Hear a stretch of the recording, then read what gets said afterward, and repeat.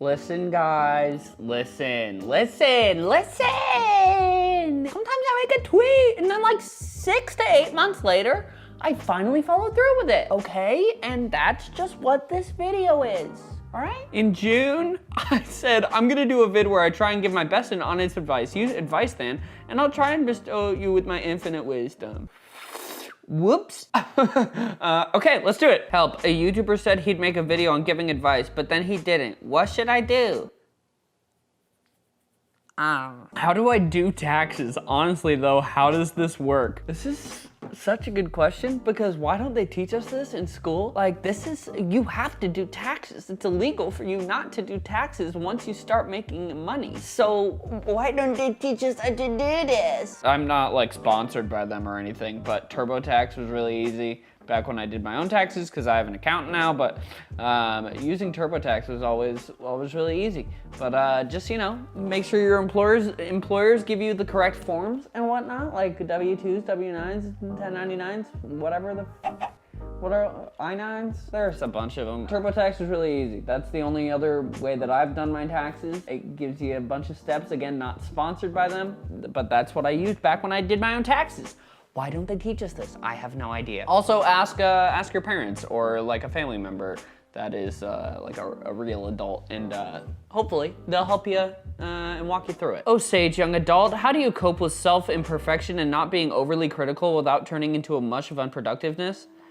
This one's tough, because I have a lot of this where like I am pretty critical of myself, and there's a lot of times where I just feel like shit, and sometimes you gotta just take a day and just let yourself feel those feelings, you know?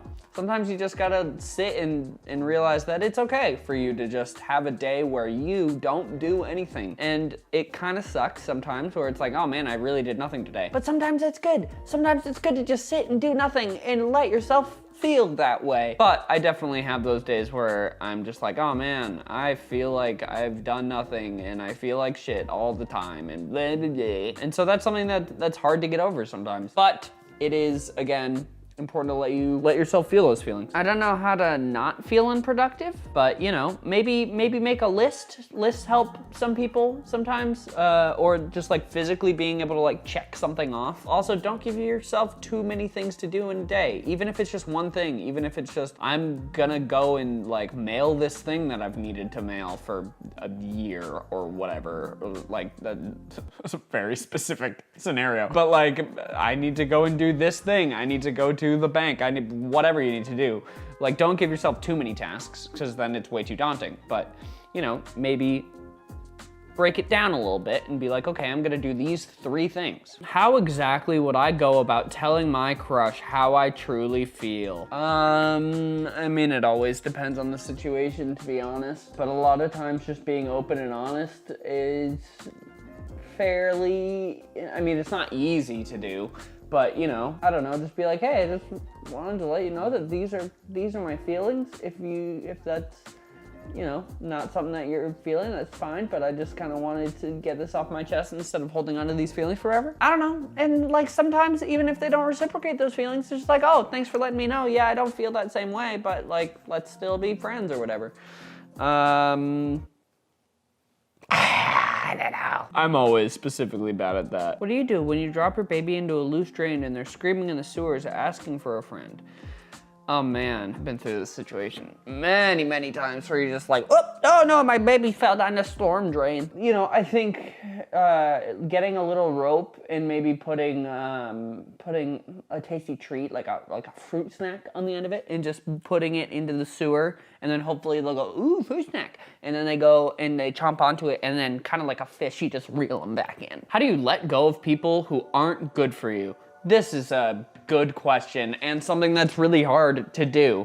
But I think that it's a really important thing to do because I've had to do that before in my life where I'm like, oh, this person isn't healthy for me, or I just simply don't want to have this person in my life anymore. And sometimes it feels like it's a really harsh thing, but especially when it's like, oh, this person literally like mentally like stresses me out or makes me anxious or whatever. I think just being brutally honest sometimes is really helpful, and like, I don't know, kind of the best thing to do in that scenario, because you don't want to lie or just like, I don't know, ghost them forever. I mean, that is a thing that you could do, I guess, is just ghost them forever, but then that gets complicated. But just be like, hey, like, honestly, I don't think that it's healthy for me to have you in my life.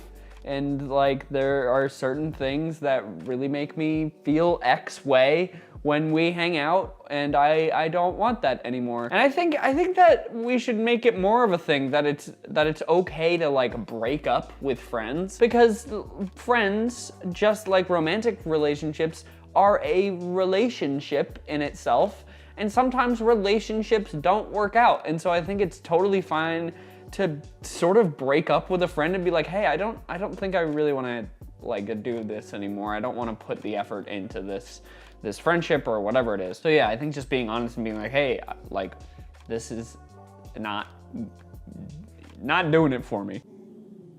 Yeah, exactly, Spencer, exactly. What are you so sad about? Oh, what are you upset about? Makes sense. Yeah, I get you. I'm 18 now, and I don't know what to do with my life. I don't have a dream job or something like that. I'm scared. What am I supposed to do? First of all, don't think that you're alone in this, because I think a lot of people, especially when you're like 18 or right out of high school, people don't know what they want to do. It's kind of rare, honestly, for somebody to know like, oh, this is exactly what I want to do. And I think that's why a lot of people go to college and get a sort of like generic degree, like, oh, I'm going for business, or I'm going for whatever, just because they're not really sure what they want to do yet. And that comes with getting experience, I think, and just having not only like job experience, but like life experience, and like figuring out like, oh, these are the certain things that I enjoy. Even things like making friends and being like, oh, I really enjoy having like super deep conversations with people, or sort of like figuring out like how people's like brains work and stuff. And so then maybe if you like something like that, then like, oh, maybe I would like to like be a therapist or grow into psychology or something like that. But I think just having more life experience really helps you figure out what you actually want to do with your life. Right, Spence? Would you agree? No, but I definitely don't be stressed out about that, because, I mean, it is stressful. It's valid to feel stressed out about it, but don't feel like you're the only one going through that. Don't feel like everybody else has their shit together, because they don't. And if they tell you that they do, they're probably lying, to be completely honest, because everyone's just trying to figure out their shit. I would just say, don't freak out about it as much as you can, and just try and get more life experience, and you know, you'll figure out what you love. Hope I'm not too late. How should I get over my ex? We were together almost 2 years and even planned a future together, but he broke up with me because he wanted freedom. This is a really tough thing, and again, like, I don't know your specific situation, but like, especially if it's like the first person that you're having like a real relationship with, it takes a really long time, to be honest. And like, it is something that unfortunately you can't just be like, oh, do this thing and then tomorrow it's better. It just takes time. And sometimes it's even like you don't start getting over it until you find another person or another thing to sort of occupy your time. Because especially like with this scenario, being together almost 2 years and stuff like that person is very much like not only your person, but also now sort of like a part of you. Because I think in relationships, especially longer term relationships, you and your partner sort of become each other in certain ways. Like you pick up certain mannerisms or certain habits and stuff like that. And so literally like a part of them is now sort of like a part of you. And so now you have to learn how to live without that part. And so yeah, it literally takes time. Try and distract yourself as much as you can, whether it's talking with friends or, you know, doing art or playing games or whatever. It's especially hard now just because you can't really go out right now. I mean, depending on the part of the world that you live in, but if you're in the US, you can't really, and you shouldn't be going out. But yeah, I'm really sorry. That really sucks. But yeah, it just kind of takes time. But also understand that, just like what I was saying before, like let yourself have those days, and it's okay to have those days where like you really miss that person, or like, you know, you just kind of sit in sadness, because it is sad and it really sucks. It fucking blows. Don't beat yourself up too much if you have days like that. it is really hard, and it just is something that gets better with time. How does one cope with the insanity of social media, especially in our current climate? Man, this is something that I need to do. Take more breaks from it. I don't know, it's hard to do because it literally, for a lot of people, like for me too, it's like an addiction thing. Just the constant want slash need to check and refresh and figure out what people are saying and, you know, be in on the conversation or whatever. I think the biggest thing though is honestly taking regular breaks, which I want to do more of, but like I deleted Twitter and Instagram off my phone for a week and it was so nice. Even just like, and I still went on it, like I just was only allowing myself to check it if I was on my computer, which I mean I am for most of the day, but not having it right here on my person was really helpful. And so yeah, I think just taking regular breaks as much as you can. Also, on the flip side of it, like if you are having negative interactions with people on social media and stuff, just remember that most people wouldn't actually say that stuff to your face. And also it's just like boredom and attention seeking. So try not to take too much of what people say on the internet to heart, which is something that I need to do more of too. But yeah, try and take as many breaks as you can. It's important. How does one simply exercise or enjoy it? That's a good question. I think, at least for me, this has helped a lot. If you can find a way to exercise with somebody else and sort of have an accountability buddy, whether you're doing it over like FaceTime or whatever, or if you can safely do it in person, but having somebody else to work out with, whether it's like a friend or someone in your family, or like if you have like a personal trainer or anything like that, just having somebody else that, you know, you need to be responsible and be like, okay, we're gonna work out on this day, and this day. And then it just makes it easier to not miss, and having that external thing to be like, oh, I need to go and do this because somebody else is relying on me as well, is super, super, super helpful. So yeah, that's honestly my biggest tip. That's helped me a lot. Yeah, and I'm still bad at it. Sub or dubbed? Subbed. I'm trans and struggling a lot with my family not accepting me. How do I continue to help myself knowing I don't have my family behind my back? So I can't give you personal experience advice for this because I myself am not trans, but I would like to say, and I've heard a lot of different people say this, is that while you may have a blood-related family, you know, you can also choose your own family. So if you don't have your like biological family supporting you, just don't forget that you may have another family in your friends or in a community or whatever supporting you, you know? And it does, I'm sure, like I can't imagine how hurtful that must feel to not have your direct family support. You know, in a perfect world, they would provide that support, but you can find that support in other ways through friends and stuff like that. And if they're not supporting you with who you truly are, then that's their loss too, not yours. And so just remember that while you're going through, I don't know if you have already or if you're currently transitioning or anything like that, but just know that they are in the wrong if they're not supporting you becoming like your true self. And I'm proud of you for making that step and for being so strong through that, because I can't imagine how stressful that whole scenario could possibly be, but I'm proud of you for taking those steps and becoming who you truly are. So congrats for that. I've been trying to convince my parents that I'm responsible enough to get a dog, get a type of dog named a Texas Healer. What can I do? I think from my memory, because Spencer might have a little bit of blue healer. So I'm pretty sure healers are like working dogs, like farm dogs and herding dogs and stuff like that.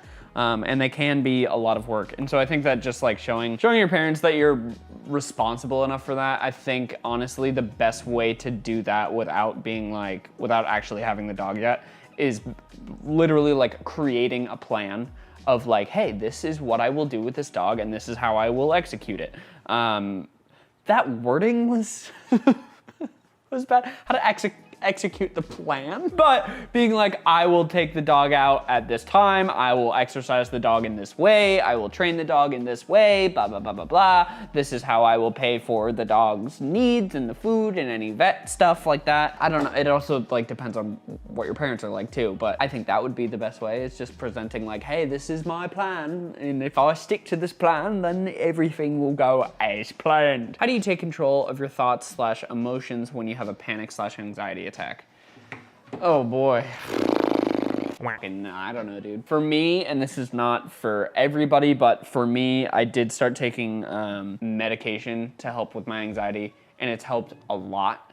But also just, I think communicating with people that you're close to is really, really important. It's really, really important because when you have those panic attacks or anything like that, if you're with people especially, you don't want to feel like you're more of a burden, and you want to make sure that those people know how to properly react. Mika was really, really, really good about helping me out when I had panic attacks, and she could also just sort of like read my body language well and know when I was going to have a panic attack or anything. But I think communicating, hey, like this might happen sometimes, and this is what I need you to do in these scenarios is really, really helpful, because if you don't communicate that, and sometimes it's hard to even figure out what is helpful, but even just being like, hey, I need you to like just remove me from whatever situation that we're in, and just sort of like tell me that, Spencer, why are you growling so much? What is up? What? But just communicating what you need.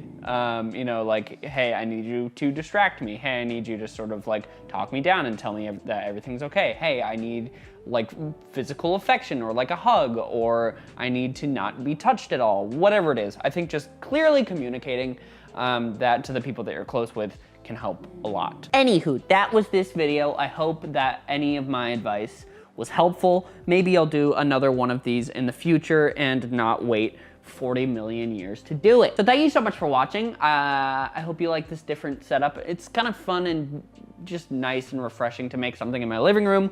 Also that 4K, baby. Hope you guys are all having a good day. Hope you're staying safe. If you have advice for these specific questions, or if anybody else needs advice, you know, have a conversation in the comments. Give your own advice, ask for advice.